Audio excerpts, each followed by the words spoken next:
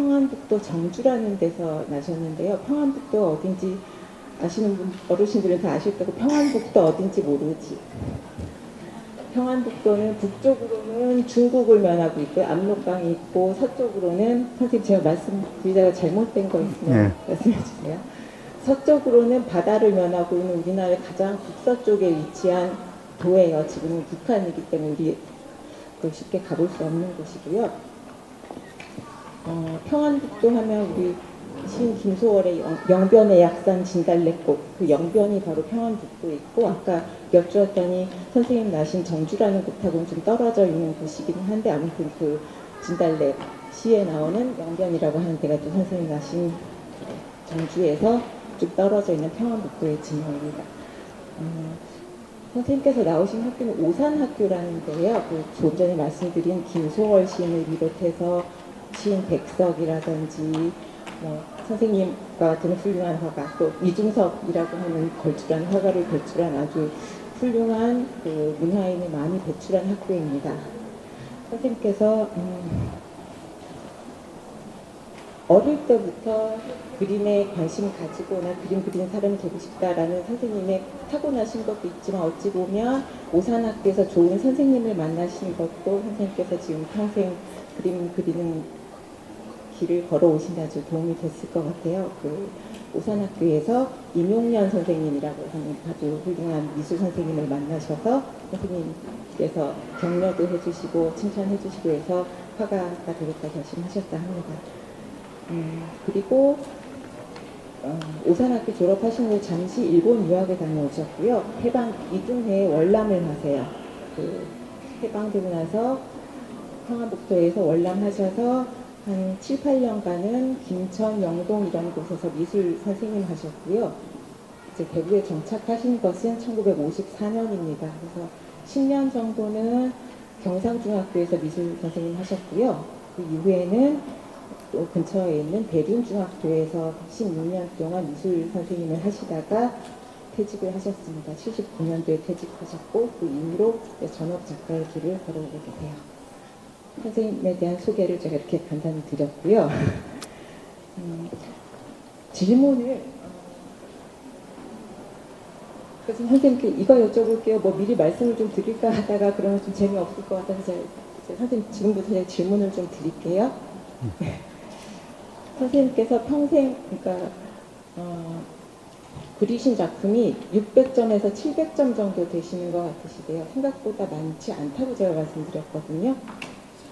45년도에 처음으로 이제 선생님께서 졸업하신 초등학교, 지금으로 말하면 초등학교고 당시에는 보통학교라고 한 곽산 보통학교 강당에서 1회 개인전을 하셨어요. 그게 45년이고요. 근데 제가 찾아보니까 선생님 첫 번째 전시하시고 그 다음 두 번째 전시하시기까지 좀 세월이 많이 흘렀던 것 같아요. 45년에 하시고 두 번째 전시 언제 하셨는지 기억나세요? 두 번째는 대구에 와서 해야지. 대구에 와서요? 네. 그게 아마 60년대 초반이던가 그렇게 했어요. 그렇지요. 거의 한 예. 첫 번째 전시를 하시고 거의 20년이 흘러서 두 번째 전시를 하셨고, 이건 뭐 여담이지만 대구미술관에서 하고 있는 지금 전선태 선생님 전시는 선생님 개인전으로는 통산 43번째 전시가 됩니다. 네.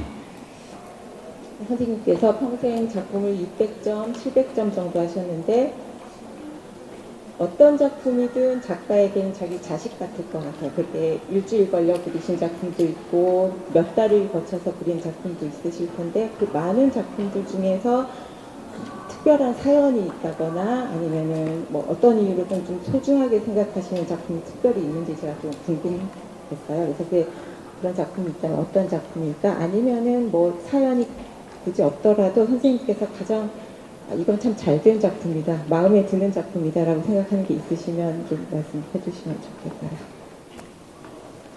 좋겠어요. 또 본 미술관에 소장하고 있는 운명이라는 작품이 있습니다. 그 다음에 국립현대미술관에 소장되어 있는 초대라는 작품이 있습니다. 그 다음에 지금 현재 역시 본 미술관에 소장되어 있는 소장은 아니고 그냥 지금 와 있습니다. 지금 여기 지금 와 있을 겁니다. 분꽃의 사연이라는 작품이 있습니다. 지금 그 정도 지금 마음에 떠오릅니다. 선생님께서 역시 또 그 간단하게 답을 해주셨기 때문에 제가 조금 더 여쭤보겠습니다. 첫 번째 말씀하신 운명이라는 작품은요, 전시 소개 리플렛에도 실려 있는 작품인데 58년 작품이에요. 이게 58년이면 사실은 선생님께서 50년 되면 수채화도 많이 그리시고, 근데 그 약간 이례적인 작품이기는 하거든요. 아주 사실적인 표현은 아니고, 전시도 한 번씩 다 보셨죠? 들어가셔서요. 들어가서 전시 도입되는 첫 번째 그 벽에 보면 도마 위에 생선이 올라가 있는 작품이 있어요. 운명이라는 제목이 뭐 여러 곳에서 말씀하셨는데 뭐 단순하게는 운명하면 이제 운명한다 이런 뜻도 있고 이것이 나의 운명이겠거니 할 때 운명이라는 말을 쓰기도 하잖아요. 도마에 생선이 올라가 있으면 그 생선의 운명 어떻게 될 겁니까? 지금 선생님 조금 더 말씀. 도마에 올라갈 운명에 있다 이런 뜻에서 한 것입니다. 그치 거기 생선 4마리가 펄떡펄떡 뛰고 있는데 그 고기들이 바로 이 도마에 올라갈 운명에 있다. 그래서 그 운명이라고 했습니다. 그리고 그 작품에 대해서는 이제 한자에서 도마 조자라거나 한자를 좀 풀어서 조형적으로 만드셨다 하는 것도 있는데 그건 좀 복잡한 이야기이기는 하니까 아무튼 그런 이야기들이 많이 들어있는 작품이라는 말씀이신 것 같아요. 그것을 그래서 칠판이 있으면 그림으로서 그리면서 했으면 잘 하시겠는데 그걸 못해서 아쉽습니다. 도마 조자로서 그림을 그린 것입니다. 네, 한자를 가지고서 작품화한 것입니다. 기억하셨다가 도마 조자가 어떻게 생긴 글자인지 한번 찾아보시고요. 그 작품하고 어떤 좀 유사성이 있는지 한번 좀 생각해 보시면 좋을 것 같아요. 두 번째 선생님께서 기억에 남는다, 소중하다 말씀하신 작품이 초대라는 작품인데요. 이 작품이에요. 실은 제가 조금 더 말할까요? 이 작품은 지금 국립현대미술관에 소장이 돼 있고요. 우리 전시실 안에도 비슷한 작품이 2점 있는데 기억을 하세요? 예, 그 잔잔한 그 물결 바다 같은 바다인데 아주 잔잔한 물결 이 일렁이는 그런 바다에 섬이 양좌우에서 둘러싸고 있습니다. 거기다가 초대라는 그 작품으로서 묘사를 한 것인데 초대는 어떤 사람을 초대할지 그것은 상상에 맡기고 흰 컵 3개가 놓여져 있고요. 거기에 간단한 안주 될 것 2접시가 있습니다. 그 다음에 그 초대는 누구를 이자도 말했지만서나 뭐 자기 애인을 초대를 하겠는지 연인을 초대하겠는지 독립투사를 초대하겠는지 이건 상상에 맡기고요.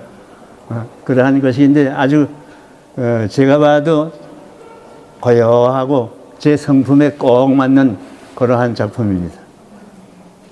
이제 미술사에서 보면 이제 외국의 유명 작가들도 있지만 이게 이 주제가 아주 마음에 든다는 같은 주제를 가지고 같은 구도를 가지고 2번, 3번 그려보는 일들이 있거든요. 선생님께서도 아마 이 초대 바닷가가 배경인 경우도 있고 한낮에 태양 아래일 경우도 있는데 이렇게 상을 예쁘게 차려놓고 누구를 초대한다는 이 주제가 마음에 아마 드셨던 것 같아요. 그래서 80년대에도 한번 그리시고 이렇게 좀 반복해서 그리셨던 것 같습니다. 선생님 죄송해요. 3번째 어떤 작품이 마음에 든다 하셨어요? 동결. 동결은 아까 말씀하셨던 작품 아닌데요. 역시 전시 도입기에 있는 이제 창문에 그 얼음이 어는 장면을 좀 추상적으로 표현한 그런 작품입니다. 선생님 혹시 그러면은 이 작품은 별로 마음에 안 들어 이런 작품도 있으세요?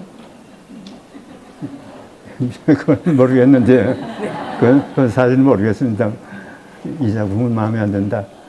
내 작품을 뭐 마음에 안 든다는 말을 하기는 좀 곤란하고, 어쨌든 정말로 내 마음에 들지 않는 것은 다 태워버렸습니다. 많이 태워버렸습니다. 태우다가 애를 먹었습니다. 밭에 나가서, 늦가을에 밭에 나가서 그림을 태우다가 산불 보는 사람들이 쫓아와서 산불 나겠다고 큰일 날 일을 하고 있다고 야단을 쳐서 애를 먹었습니다. 하여튼 그런 정도로서 마음에 들지 않는 것은 다 태워버리게 되었습니다. 많이 한 100점 넘는 거 태워버렸거든요. 도공들이 그 도자기 마음에 들지 않는다고 깨워버린다는 말은 많이 들었는데 마음에 안 들어서 작품을 태워버리셨다는 걸로 봐서 선생님 어떤 작품에 대해서 어떤 생각 갖고 계시는지 우리가 조금 짐작해 볼 수 있을 것 같아요. 그러면은 첫 번째 질문, 저만 질문을 다 계속하면 안 되니까 제가 준비한 것만 몇 개 더 질문 드리고 궁금하신 것에 대해서 제가 또 답변 드리도록 할게요. 전시실 중간중간에 보면 문장들을 그 벽에 붙여놓은 게 있는데 그게 지금 제가 책을 가지고 왔는데 선생님께서 책 2번 쓰셨거든요. 그림이란 뭐 어떤 것일까 아니면 일상 속에서 소소한 즐거움들 이렇게 수필처럼 쓰신 글들이 있는데 그 중에서 선생님께서 그림에 대해서 갖고 계시는 생각을 좀 함축적으로 보여준다 싶은 것을 제가 골라서 몇 개 적어봤는데요. 그러면은 선생님께서 작품을 제작하시는데 즐거움이 3번 있다고 하셨어요. 3가지 즐거움이 있는데 첫 번째는 이걸 어떻게 잘 작품으로 만들까 구상하실 때가 아주 즐거우시고 두 번째는 그게 현실 이제 작품화해서 완성되어 갈 때가 아주 즐거우시고 마지막 즐거움이 이제 앞에 계신 분들처럼 내가 이렇게 정성 들여서 완성한 작품을 사람들한테 보일 때가 아주 즐겁다 이렇게 말씀하셨거든요. 그래서 지금 굉장히 즐거우실 것 같아요. 네.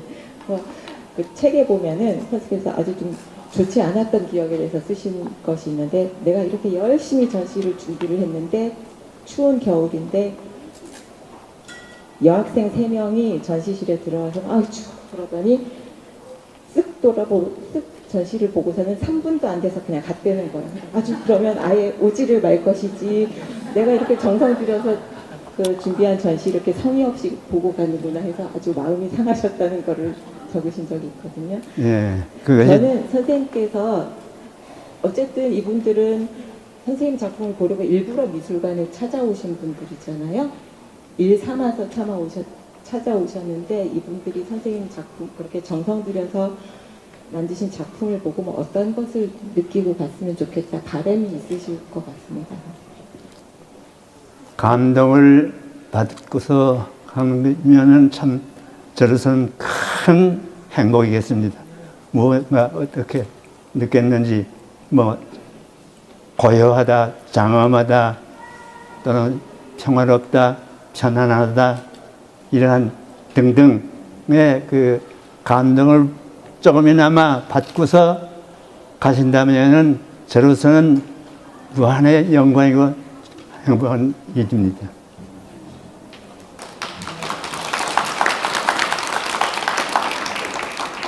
감동이라는 말은 우리가 아주 흔히 쓰는 말인데요. 애기들은 감동은 그냥 제가 이해하기로는 마음이 움직이는 것이 감동이잖아요. 어떤 식으로든 나의 마음을 움직이는 그림이었으면 좋겠다라고 말씀하신 거라고 생각합니다. 선생님께서 여기 제가 메모지에 붙어있는 질문에서도 봤는데 선생님께서 그림을 70년, 80년 그리셨으니 늘 그림이 잘 그려지시지는 않았을 것 같아요. 조금 가다가 막히실 때도 있었고 요즘 말로는 그런 거 슬럼프라고 하잖아요. 그림이 좀 잘 안 그려지실 때도 있고 영감이 좀 안 떠오르실 때도 있을 텐데 그럴 때는 남의 전시를 다른 사람 전시를 보고 가서 좀 자극을 받고 그런 것도 도움이 되신다고 해요. 이렇게 나도 좀 열심히 좀 해야 되겠구나. 그래서 저는 선생님께서 그림을 평생 그리신 분이니까 선생님께서 좋아하시는 작가가 있을까 이것이 좀 궁금해졌어요. 그게 외국 작가이던 우리나라 작가이던 선생님께서 좀 눈여겨보셨거나 아니면 최근에 보신 전시 중에서 요즘 자주 나가시지 못하시지만 좋았던 전시에서 좋아하시는 작가가 있는지를 제가 좀 여쭤보고 싶습니다. 우리나라 작가로서는 제 선배를 말해서는 안 됐는데 선배라고 해서 좋게 말하는 것에 대해서 좀 마음에 안 됐습니다만은 이중섭 씨를 들을 수가 있는데 이중섭 씨의 그 드로잉을 보게 되면은 그 획 하나하나가 정말로 기가 차게 했습니다. 저는 지금도 드로잉 많이 하고 있긴 있습니다만은 도저히 따라갈 수 없는 그 지경에 참 도달하는 그 참 도사라고 할 수 있을 정도로서 그 드로잉 같은 거 잘 그렸습니다. 그리고 물론 서유명 같은 거 다 알고 계시지 않습니까? 서유명하고 그 다음에 오산학교 다닐 때 학생 시대 그 미술실에 그 소묘 대생한 것을 보았는데 참말로 기가 차게 그랬습니다. 그만치 그 사람이 그 유명하게 될 만한 바탕이 오산학교에서 양성이 됐더랬습니다. 그것은 어떤 그 계기가 돼서 그렇게 됐느냐 그러면은 오산학교에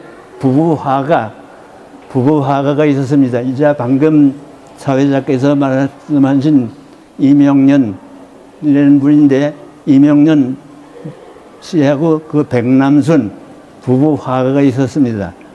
우리나라 최초의 부부화가였습니다. 그 부부화가의 그 덕택이라고 볼 수 있는데 참말로 아들같이 참말로 그림 그리는 사람들을 사랑하고 지도를 했습니다. 저도 역시 그 이명년 부부화가의 지도를 받았습니다. 그러니까 이중섭 씨와는 한 6년가량 제가 후배인데 일주일 동안에 이제 그림을 그려서 이명년 선생 자택을 찾아갑니다. 자택을 찾아가서 아랫목에다가 이제 그림을 쭉 몇 장 그린 것을 내놓거든요. 그러면 두 부부가 아랫목에 앉아서 한참 보고 계시다가 이건 이렇다 이렇다 이제 둘이서 그것이 하다가 두 부부 화가들끼리 갑론을박 의견이 조금 달라서 이야기가 좀 끊기고 그런 적도 있었어. 그만치 두 분의 저로서는 지도를 받는 사람으로서는 참나 좋지요. 서로 갑론을 박으면서 평을 해주니까 얼마나 좋습니까? 그렇게 해서 저도 큰 것입니다. 그 다음에 우리나라의 박덕순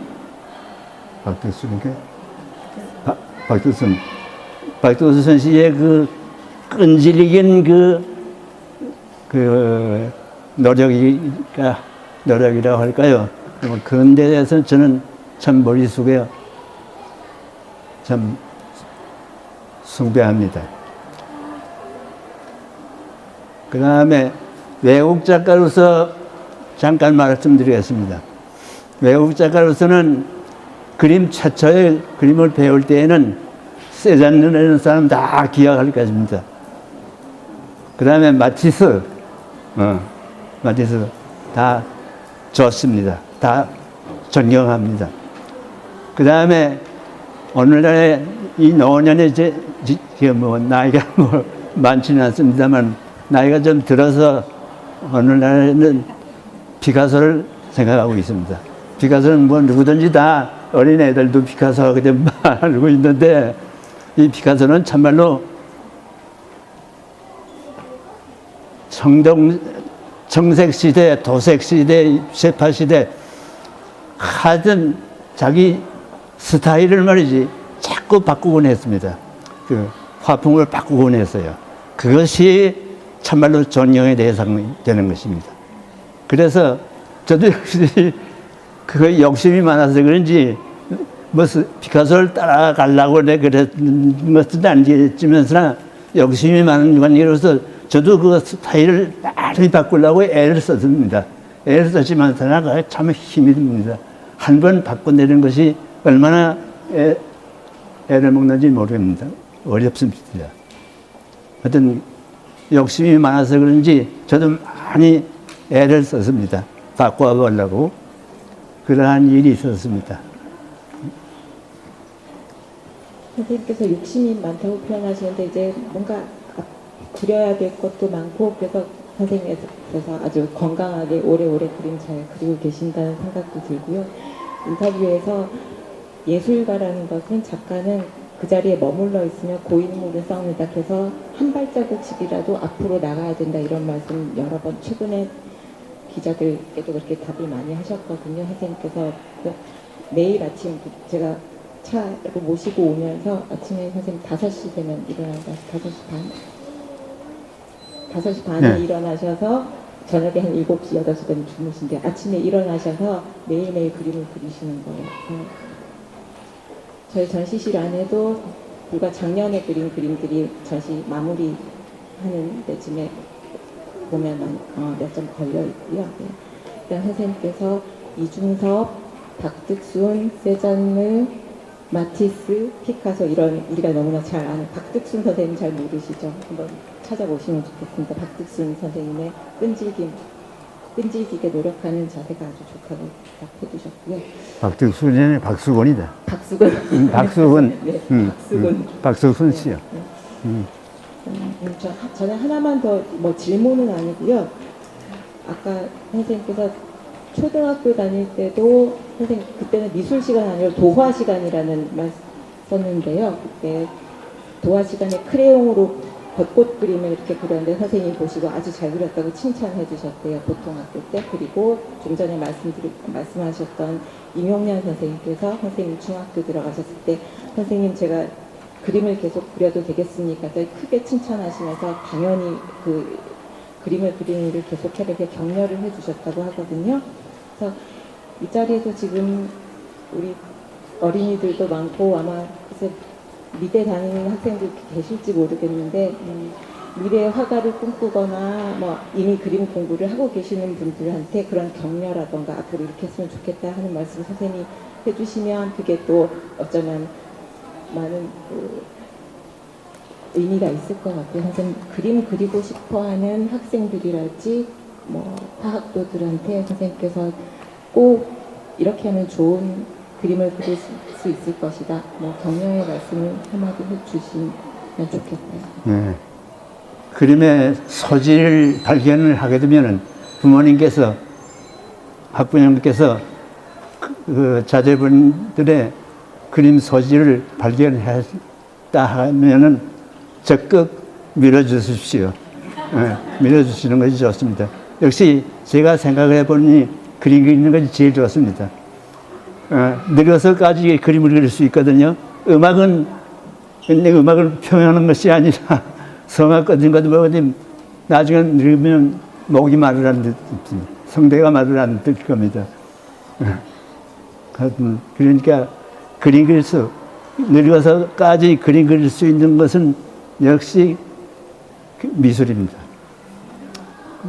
그다음에 또 무슨 또 선생님 부모님들한테는 그렇게 당부니까 선생님께서도 사실은 내가 그림 그려야 되겠다고 결심을 하셨는데 선생님 제가 이렇게 말씀드려도 될지 모르겠는데 선생님 선친께서는 별로 탐탁지 않아 하셨던 것 같아요. 그렇죠? 그림 그리겠다고 하니 별로 그때도 선생님께서 그림 그리겠다 결심하신 게 아마도 뭐 1930년대 후반이나 저 그림 그리고 싶습니다 했을 때 별로 안 좋아하셨대요.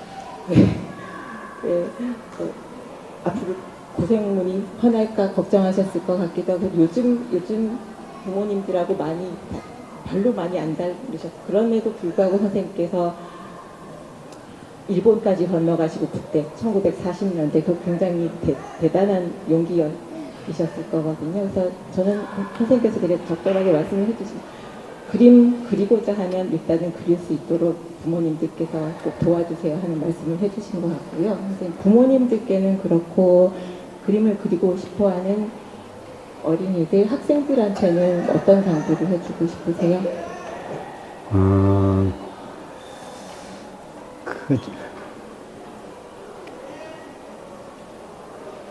좀 막연한데요.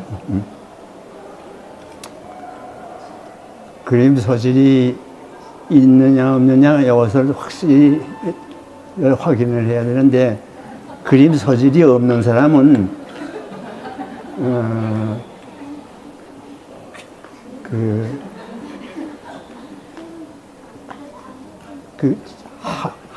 그림을 그리고 싶기는 한데 소질이 없는 사람은 그거 안 됩니다. 안 됩니다.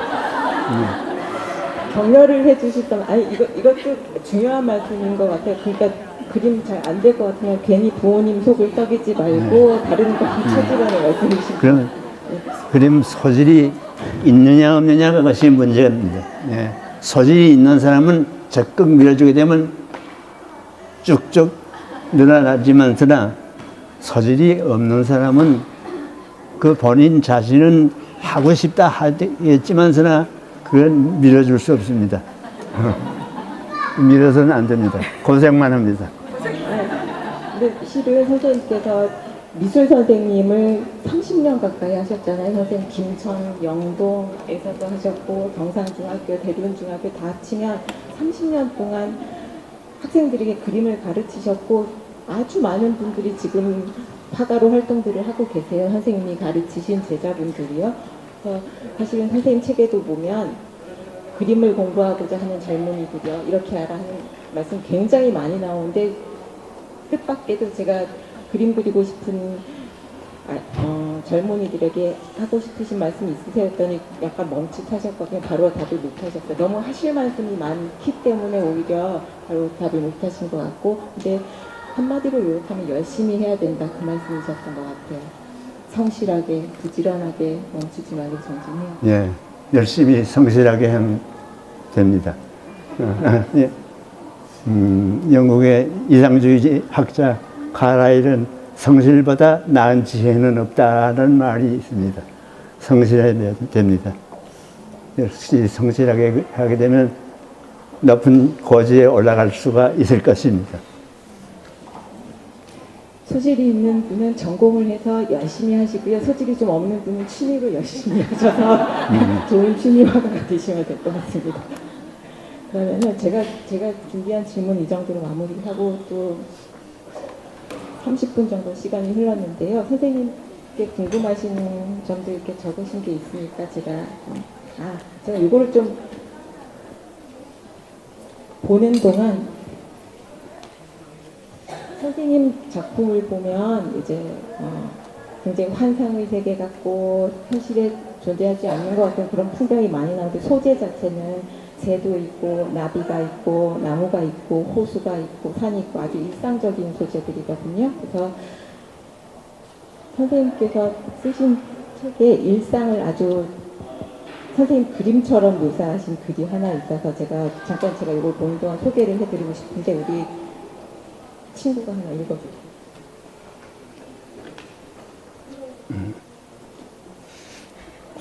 읽어보고 싶은 사람.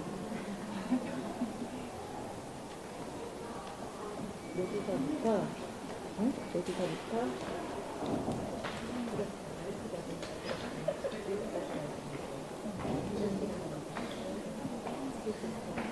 나비. 지난 2004년 경칩을 며칠 앞둔 어느 날의 일이다. 그해 겨울은 비교적 따뜻했던 것 같다. 집사람과 같이 신매동의 중앙로로 걸니고 있었는데 무언가가 휙 지나가는 듯했다. 정신을 차려보니 나비 한 마리가 집사람 오른팔에 붙은 것이다. 때 아닌 나비였다. 흰 바탕에 줄무늬가 있는 비교적 큰 나비였다. 아직 기운이 찬데 뜻밖의 일이라 무슨 길조라도 있으려나 하였다. 그보다도 기왕 와서 붙은 것이니 놀라서 문을 열어 놓았다. 그때까지도 계속 움직이지 않고 붙어 있었다. 그 후 1시간가량 지난 후에 나가보니 없어진 것이다. 베란다 구석구석을 다 살펴봐도 안 보였다. 날아간 것이다. 너무 일찍 밖으로 나와 추워서 길을 못 편 모양이었다. 그 나비가 집사람 발에 붙었기 다행이지 만약에 장난꾸러기 아이들에게 붙었더라면 어이 됐을까 생각하며 제발 밖에 나가서도 무사하도록 빌었다.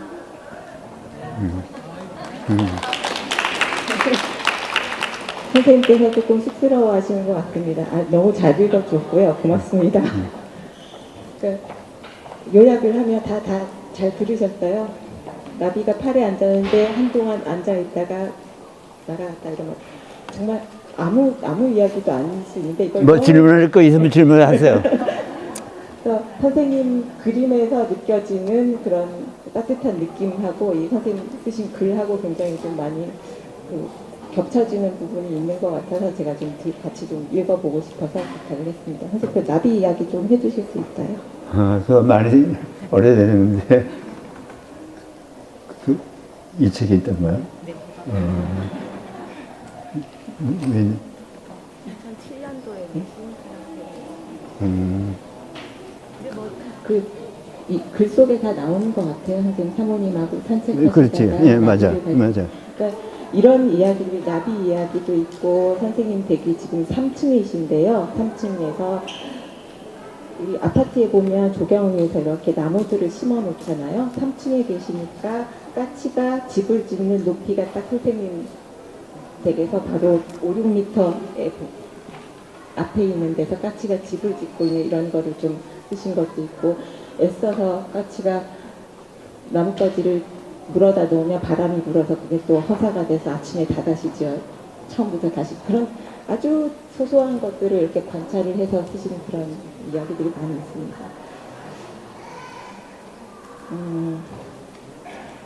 선생님 색을 예쁘게 사용하시는데 어떤 색을 가장 좋아하세요?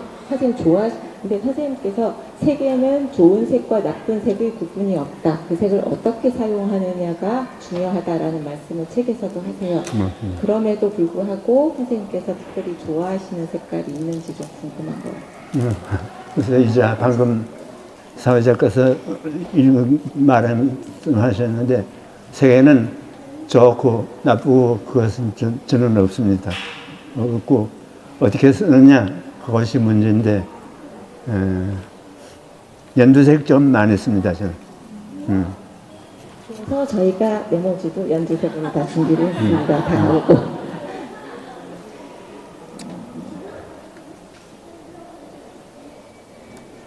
작품이 따뜻하고 동화책에 나오는 이미지처럼 아이들이 좋아할 것 같아요.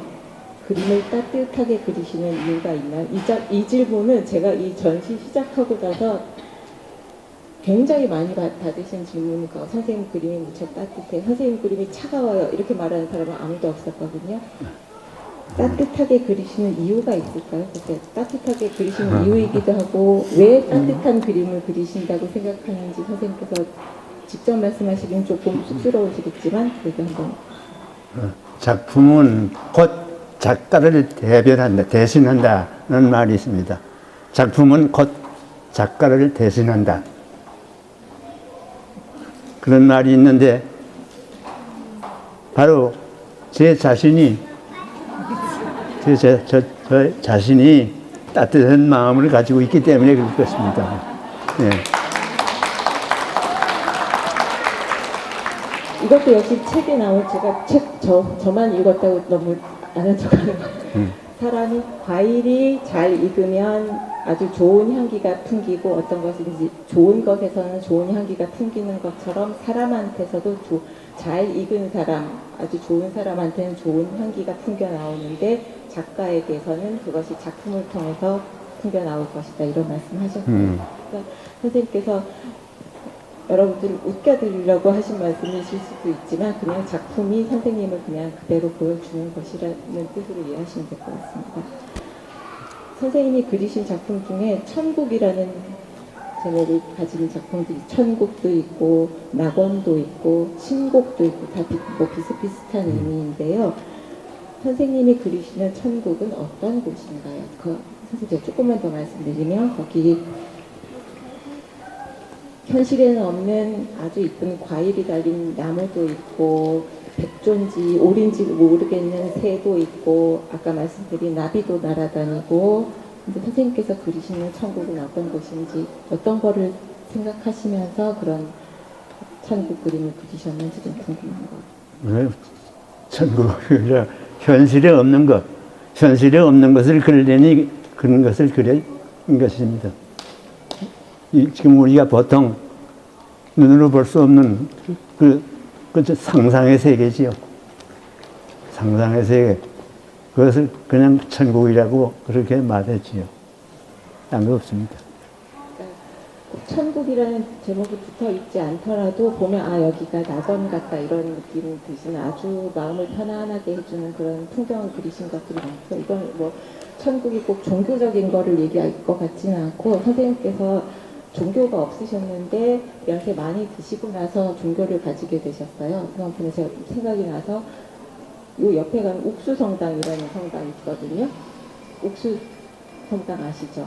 경산에 가면 경산성당이 있고요. 거기 혹시 가실 기회가 되면 선생님께서 성당 안에 그림 그려놓으신 것 있거든요. 그래서 선생님께서 좀 종교를 가지시고 나서는 뭐 그런 것에 대해서 조금 더 생각하셨을 수도 있을 것 같고 천국이라든지 거기 14처라는 그림이 14처라고 하는데 성당에 나가시면 대본에 다 볼 수가 있는 것인데 예수의 행적을 그린 것입니다. 14작품이 있습니다. 어느 성당에 가든지 그건 다 있습니다. 근데 우수성당에 경산성당 두 군데 똑같은 14처 그림이 제 손으로서 그린 것입니다. 그러니까 천국이 꼭 종교적인 의미는 아니겠지만 어쨌든 선생님께서 현실에 없는 것이라는 표현, 현실이 사실은 즐겁기도 하지만 괴로운 일도 많은데 선생님께서 이제 그런 걱정과 괴로움 그런 것이 없는 것을 상상을 하시고 그림으로 그려내신 게 뭐 천국, 낙원, 신곡 이런 작품이었던 것 같아요. 이거는 우리 앞에 있는 친구들 중에 한 질문인 것 같은데요. 그림을 어떻게 그리면 잘 그릴 수 있어요? 어린이 질문 같아요. 그림을 어떻게 또 나는 어렸을 때 딱지라는 거 있잖아요. 그림 딱지. 어린애들 장난치면서 치는 거. 그 딱지에 일본에 그때 뭐 소위 말하는 사무라이 되는 그 그림들이 많이 있었는데 그 딱지를 많이 그렸습니다. 초등학교, 그러니까 보통학교 들어가기 전에 7, 8살 그럴 때 그 연필로 그런 그림을 많이 그렸어요. 그래서 그런지 하여튼 그림을 잘 그리게 되었고 어떻게 그리면 잘 그릴 수가 있느냐. 많이 그려야 됩니다. 덮어놓고 많이 그려야 됩니다.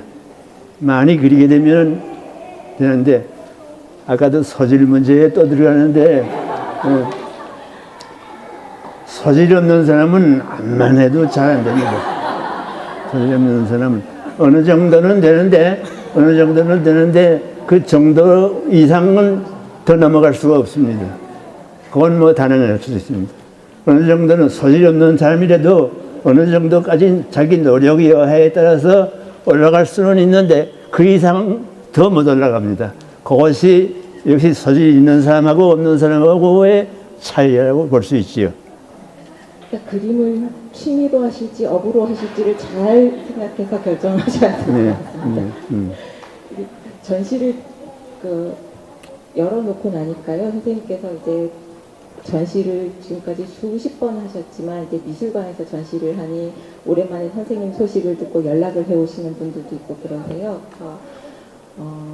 전시실 안에 걸려있는 뭐 돌 깨는 사람이라는 그림이 있는데요. 어떤 할아버지께서 저한테 전화 주셔서 제가 전선태 선생님하고 옛날에 안동에서 같이 학교에 근무했었는데 선생님 근데 알고 보니 선생님께서 기억을 해내셨어요. 체육 선생님이셨는데 돌 깨는 사람의 모델이 되주셨다. 그리고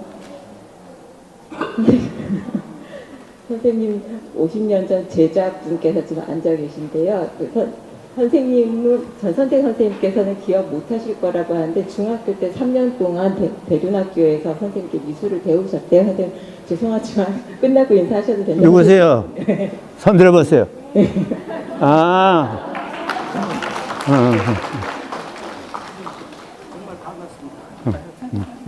반가워. 잘 가르쳐줘서 그래, 고맙습니다. 그래.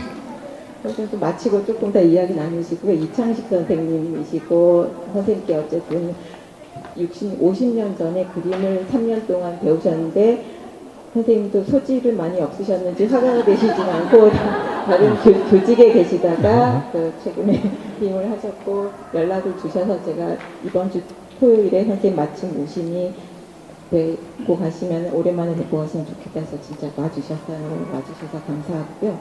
조금 전에 부연해서 또 내 이야기 좀 할까요?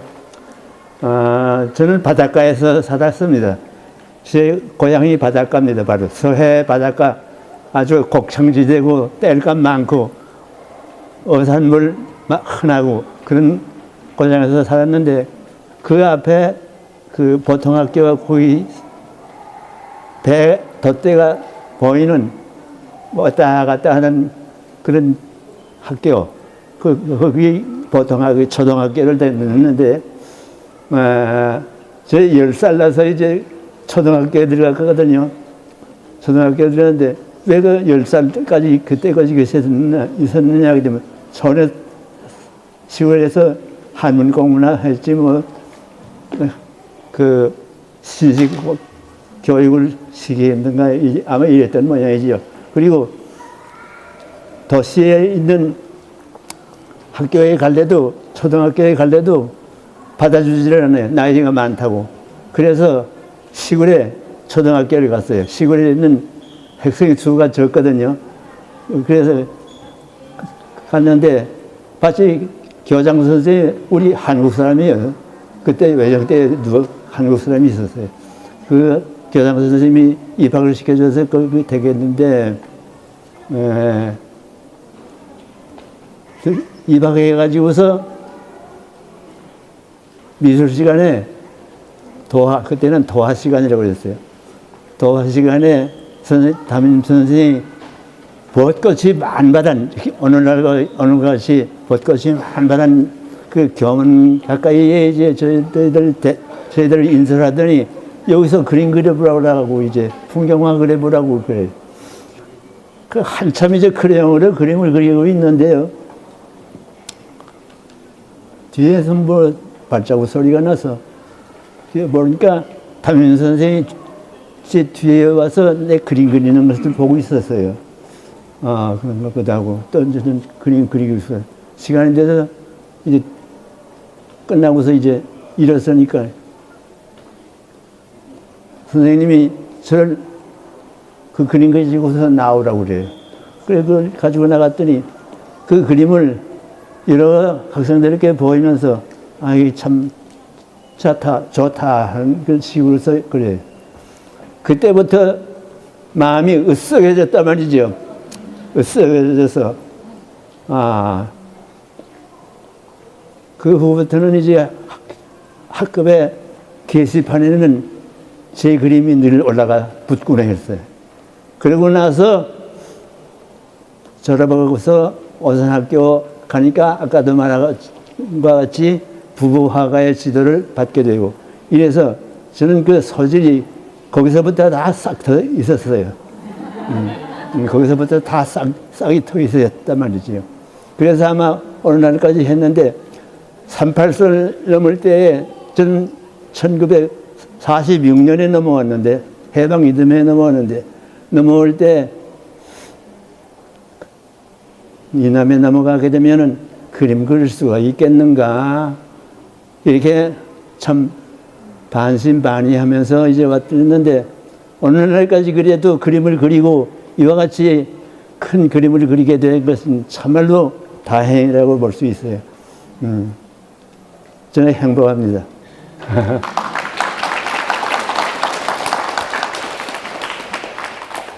선생님의 격려가 지금 그러니까 선생님께서 그 85년 정도 전의 일일 것 같아요. 선생님도 벚꽃을 그리고 칭찬받으신 게 85년이라는 세월은 우리가 상상하기조차 힘든데 아주 소상하게 기억을 하고 계시잖아요. 뒤에 발자국 소리가 들렸고 선생님이 이렇게 칭찬을 해주셨고 해서 선생님들은 부모님들은 뭐 제 외람되지만 아이들 잘하는 것 같으면 좀 격려해 주시고 이렇게 좀 그런 선생님의 칭찬이 이렇게 좋은 작가 화가를 만들어낼 수도 있다는 걸 좀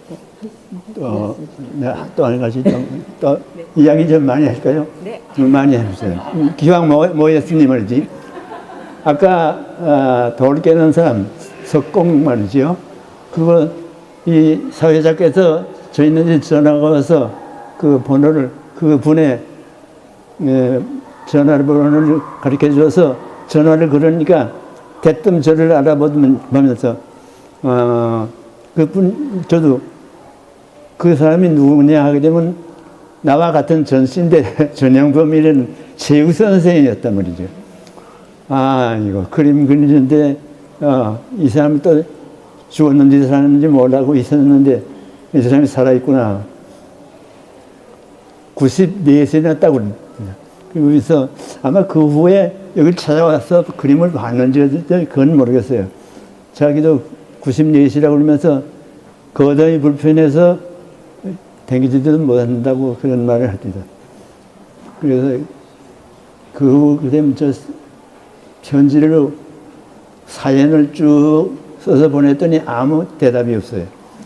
그 다음에 그 추색이라는 그림, 그 그림이 내고백과점 그 누구까지 말할 필요는 없지 않은데 누구까지 말할 필요는 없죠. 누구 어떤 뭐 국회의원이 그때 저 작품을 사가지고 왔어요. 그 사가지고 왔는데 그 후에 돌고 돌아서 몇 년 전에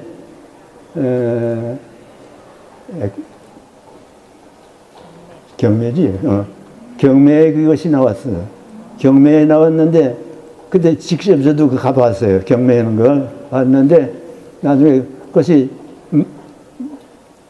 좋은 값으로서 팔려서 가는 것까지 보고선 몰랐는데 지금은 그것이 대구백화점에 있는 모양이에요. 근데 그 작품을 국전에 내드렸는데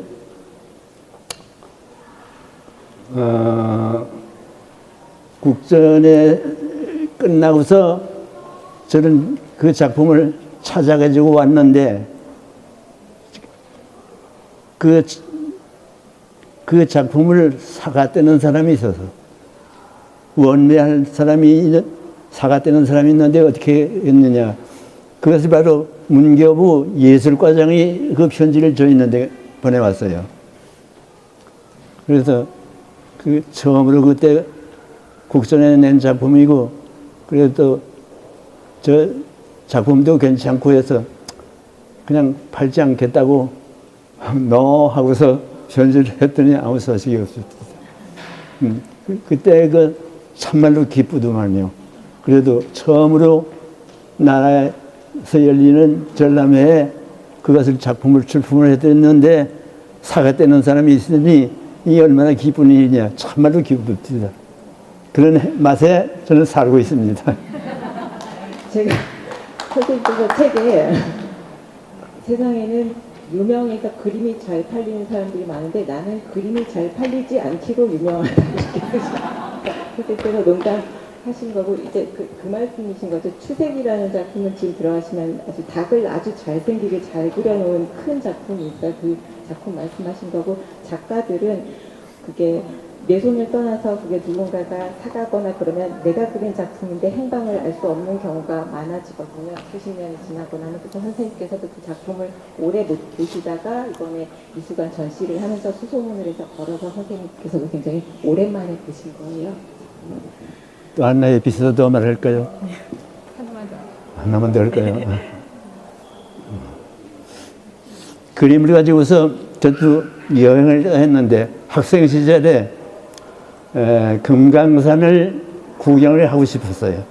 그 학생 시절에 그 오산학교의 그 사상적인 학교가 되기 때문에 5학년 학생이 스트라이크를 일으켜 가지고서 학교가 한 일주일 동안 휴교가 됐어요. 그 틈을 타서 저 4학년 때 그림을 이제 몇 점을 받아갔어요. 그래서 몇 점을 받아가지고서 금강산 구경을 떠났어요. 떠나서 외근강에서 내근강으로 해서 이게 한 일주일 되겠는데 다 구경하고 집에 돌아올 게 돈 5원이 남았어요. 그 당시에. 그 당시 하여튼 그게 학생 시절부터 역시 그림에 틀림없는 뭐가 있었던 모양이에요. 제 자랑입니다. 자랑해서 많은 자랑을 해서 미안합니다. 그러면은요, 지금 시간이 한 시간 가까이 흘렀는데, 혹시 이제 여기 아주 좋은 질문들이 많은데, 이 자리에서 뭐 뭔가 궁금하시거나 선생님께 꼭 제가 드리고 싶은 말씀이 있어요 하는 분, 뭐 두세 분 정도 하고, 또 마무리를 하고 저희 또 다른 것 마련되어 있거든요. 혹시 선생님께 궁금하시거나 뭐 하시고 싶은 말씀 있으신 분 있으세요? 말씀하세요.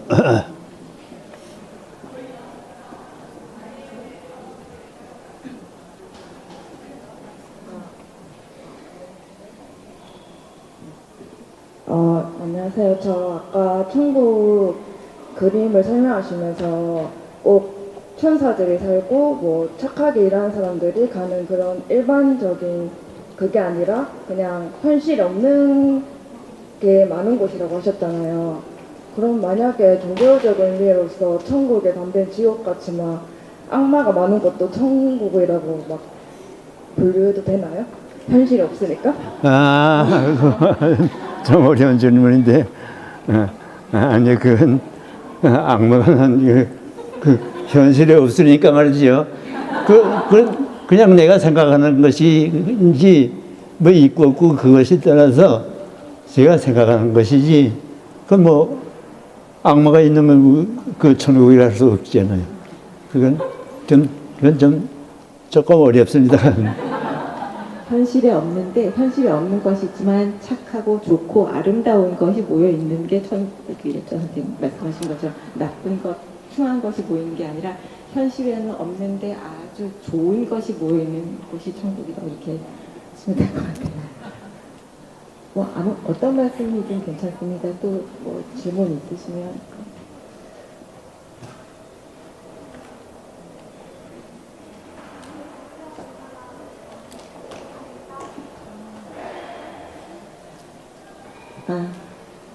작품 성화의 배경이 되는 곳은 어디인가? 저는 이건 답은 알 것 같은데 선생님 한여름이라는 작품 있으세요? 성화. 100호짜리 작품. 그게 배경이 있으실까요? 예, 알아요. 그 뭐요? 성화라고 하는 작품, 있는데. 100호짜리 작품 있잖아요. 그 작품이 배경이 되는 곳은 어디인가요? 배경이 되는 건 없습니다. 그냥 전 마음속에서 그냥 그린 것입니다. 배경은 없습니다. 그렇게 꾸며낸 것입니다. 완전히 꾸며낸 것이지요. 제가 그래서 뭐 생각나는 게 아까 초대라는 작품 말씀드렸는데요. 그 초대에 보면 술병이 있고 컵이 있고 안주가 있어요. 그래서 어떻게 보면 앞에 있는 게 뭐 김치전처럼 보이기도 하고 밤을 깎아 놓은 것 같기도 하고, 술병이 무슨 술인지 좀 궁금했습니다. 선생님 이게 무슨 술이에요? 정종인가? 나도 몰라요. 그냥 그린 거야. 그러면 이 앞에 있는 거는 깐 밤인가요? 마늘인가? 그것도 뭐 송편인가? 몰라. 그냥 꾸며서 그린 거야 이렇게 말씀하세요. 그러니까 이게 풍경이 됐든 정물이 됐든 현실에 있는 것을 아주 사실적으로 그리시기도 하지만 선생님의 머릿속에 있는 맛있는 안주, 맛있는 술 뭐 이런 거를 그리시는 거라고 보시면 될 것 같아요. 예, 전부 꾸며내는 것입니다. 또 남들은 말이지 일부러 경치가 좋은 데 가서 그림을 그린다고 그 무거운 이 박스를 짊어지고서 대고 그러는데 저는 그렇지 않습니다.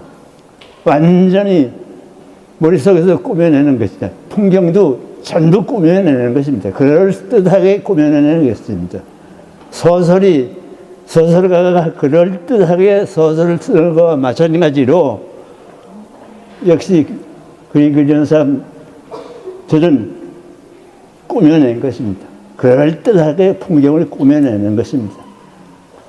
어떤 장소에 가서 그리는 것이 아닙니다. 물론 어렸을 때 소학교 시절에는 이제 뭐 그리기도 했지만서라 풍경에 나가서 그리기도 하긴 했지만서라 여름에 철들고 나서부터는 절대로 나가서 그리는 법은 없습니다. 집에서 아틀리에 속에서 꾸며내는 것입니다. 그럴듯하게. 결국은 풍경을 그리실 때 그렇지만 선생님께서 다 만들어내시는 것은 어디선가 봤던 좋은 풍경이라던가 이런 거를 머릿속에 담아 놓으셨다 그런 것을 합쳐서 좋은 풍경을 만들어내시고 뭐 그런 예, 뜻이신 것 같아요. 네. 그러니까 모든 것을 사물을 유심하게 관찰을 하고 나지요. 유심하게 관찰하는데 그것이 머릿속에 늘 다 입력이 되어 있다가 이제 제가 꾸며낼 때 그것이 다 보탬이 되겠지요. 선생님 장시간 1시간 동안 선생님께서도 아주 제가 걱정을 할 필요가 없었던 것 같아요. 선생님께서 너무 말씀도 많이 해주시고 해서 네. 네, 선생님 말씀 너무 감사하고 오늘 그림도 너무 감동과 여운을 많이 갖고 갑니다. 예. 선생님 금방 이렇게 모든 걸 꾸며낸다고 머릿속에 상상하는 이런 얘기 하셨는데 그 같은 맥락에서 선생님 아까 고향 그 평국 얘기도 하시고 그 환향이라고 고향 돌아가는 환향 기로 이런 그림들이 예. 제가 선생님이 고향이 그쪽이라고 그를 선생님 뵙기 전에 프로필을 좀 찾아보고 와서 고향이 그쪽이신지 알고 있었는데 그래서 그런지 그 환향이 선생님 그냥 막 지금 그냥 꾸며내시는 것보다 뭔가 좀 이야기가 스토리가 뭔가 드라마의 한 장면 같은 그런 느낌을 좀 받았습니다. 예. 선생님 그게 무슨 생각하시는 모습이 있어서 고향으로 돌아가는 굉장히 따뜻하게 안아주는 그런 느낌을 받았습니다. 예. 그 얘기 조금 해주시면 좋겠습니다. 제 고향이 아까도 말씀드렸지만 평안북도 정주라는 데가 고향인데 저는 1946년에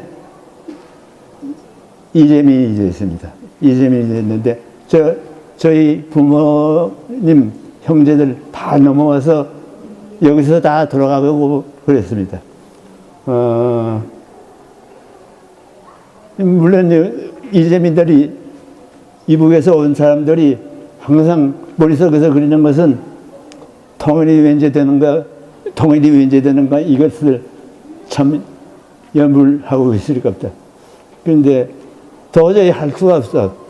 지금 현실도 역시 마찬가지로 할 수 없을 정도로서 지금 애를 먹고 있지 않습니까? 근데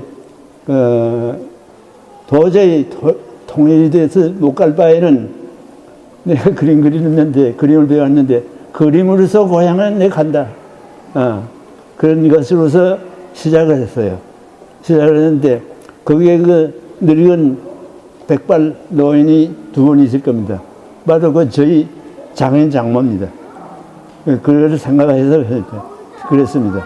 저희 장인 장모는 넘어오질 못했습니다. 딸 셋을 키웠는데 딸만 셋을 키웠는데 제 아내는 제일 막내입니다.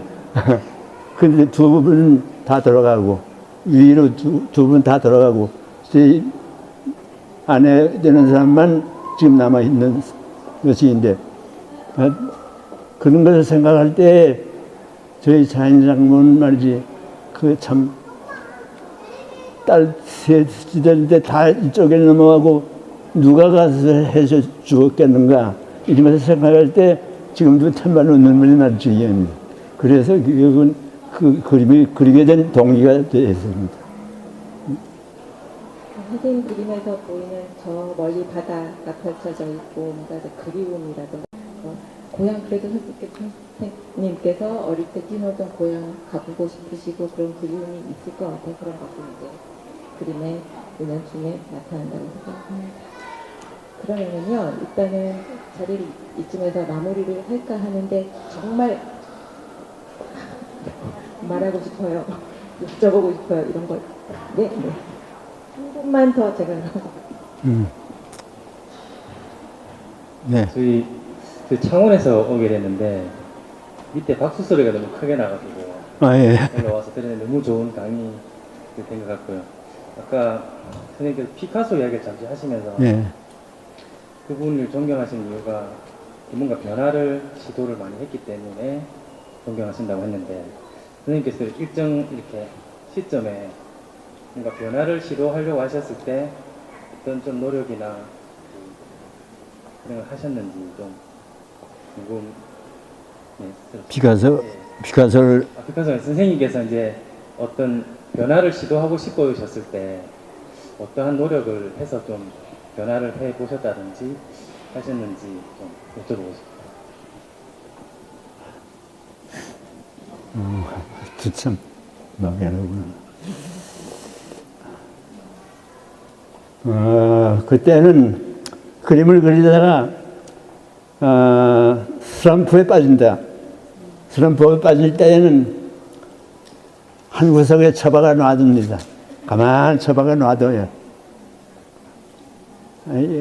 그림 생각, 그리던 생각 하지도 않고 그냥 처박아 놔. 몇 달이라도 좋아요. 그렇게 처박아 놨다가 다시 그것을 끄집어내 보게 되면, 생각이 날 때가 있습니다. 생각이 날 때가 있어요. 그렇게 하면서 그것을 넘어가고 가요. 그렇게 했어요. 뭐 대답이 됐는지 모르겠는데. 아마 이제 뭐 작가분들 이게 정말 뭐가 꽉 막혀서 음악가 같으면 악상이 떠오르지 않고 글 쓰는 분 같으면 글이 한 줄도 안 써지고 그럴 때 뭐 여행을 떠나시는 분도 있을 것이고 다른 사람의 작품을 감상하시는 분들도 있을 것이고 여러 가지 하실 것 같은데 선생님께서는 일단 내팽개쳐 두신다고 말씀하셨고요. 그거를 나중에 들여다봤을 때 뭔가 길이 보이거나 뭐 그럴 때가 있으셨던 것 같아요. 일단 너무 많이들 와주시고 끝까지 경청해 주셔서 너무 감사하고 선생님께서도 많이 감사하실 것 같아요. 선생님 그리고 요 자리가 끝나고 나서 요 벽의 뒷면에 보면 전시 보고 나오시면서 한 번씩 읽고 나오셨을 텐데요. 붓에 대한 시도 아닌 것이 뭔가 짤막한 글이 있거든요. 그 글을 선생님께서 전시 준비할 때 작년 11월이던가 종이에 쓰신 거를 저한테 주셨어요. 선생님이 지금 생각하고 계시는 거라 하셨어요. 붓은 나의 길동무고 좋은 친구고 나를 이렇게 건강하게 오래 살 수 있게 해준 은인 같은 존재고 11월 달쯤인가 주셨는데 이게 정말 선생님 생각을 여기 다 담으셨구나 생각했는데 12월 말에 갔더니 그 글을 저한테 다시 주시는 거예요. 마음에 안 드는 구절이 있다고 몇 글자 고치셨어요. 그렇다면 선생님께서 이거를 너무너무 사람들과 좀 같이 하고 싶고 굉장히 중요하게 생각하시는 글이구나 해서 전시 보고 나오시면서 한번 좀 같이 읽어보시라고 적어놨거든요. 그래서 이 자리가 파하고 나서 선생님께서 밑에다가 우리 나름으로는 퍼포먼스라고 생각합니다. 선생님 글 쓰신 것 아래쪽에 선생님 그림 그리시고 나서 서명하시는 것처럼 붓으로 선생님 화구를 들고 왔거든요. 선생님 이름을 서명을 하시는 자리를 가질 테니까요. 혹시 좀 같이 보실 분들은 보시고 선생님 뭐 괜찮으시면 선생님하고 좀 인사도 나누시고 그런 시간 가졌으면 좋겠어요. 그리고 저희가 뭐 큰 건 아닌데 전 선생님 포스터하고 초대장 좀 갖다 놨으니까 포스터 원하시는 분들은 저희 하나씩 받아가시면 되고요. 선생님 올해 들어주신 건 선생님 뭐 감사 말씀 한마디 하시고 끝낼까요? 네. 올해 들어 저희 뭐 되지도 않은 말을 경청해 주셔서 대단히 감사합니다. 네.